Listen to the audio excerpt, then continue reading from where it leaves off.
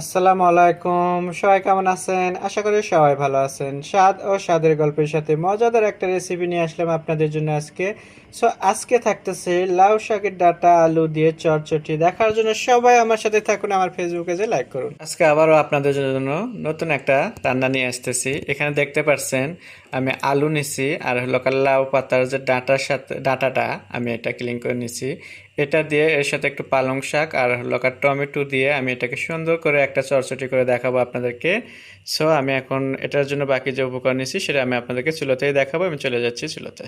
আমি এখন আসলাম চুলোতে। এখানে দেখতেই পাচ্ছেন অলরেডি পেঁয়াজ আর একটু আমি পাকা মরিচটা নিচ্ছি, কাঁচা মরিচের ভিতরে যে পাকা মরিচটা থাকে ওইটা নিয়ে আমি দিয়ে দিলাম তেল। রান্নার জন্য তেল দিয়ে আমি এটাকে এখন পেঁয়াজটাকে এখন সুন্দর করে একটু ভেজে নেবো এভাবে।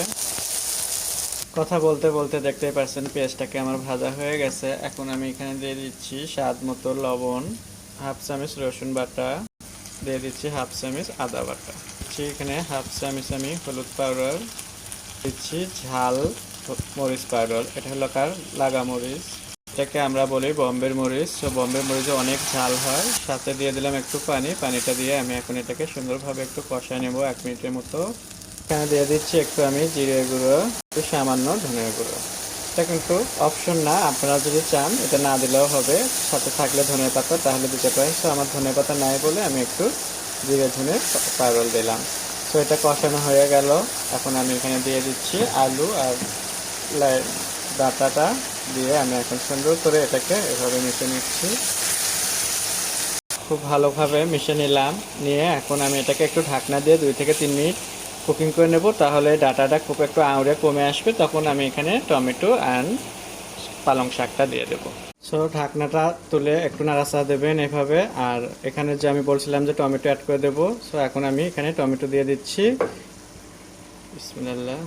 টমেটোটা দিয়ে আমি আবারও একটু নাড়াচাড়া করে নেব সুন্দর করে এভাবে।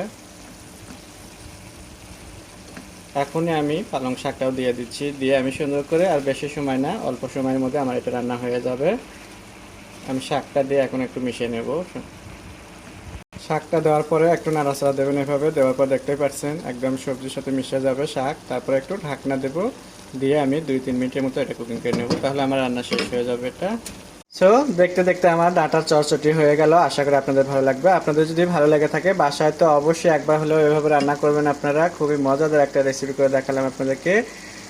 বেশি বেশি করে আমার সাথে থাকবেন। আমার ফেসবুক পেজে লাইক দেবেন, কমেন্ট করবেন, শেয়ার করবেন। নতুন নতুন ভিডিও দেখার জন্য আমার সাথেই থাকবেন। সবাই ভালো থাকবেন। আল্লাহ হাফেজ।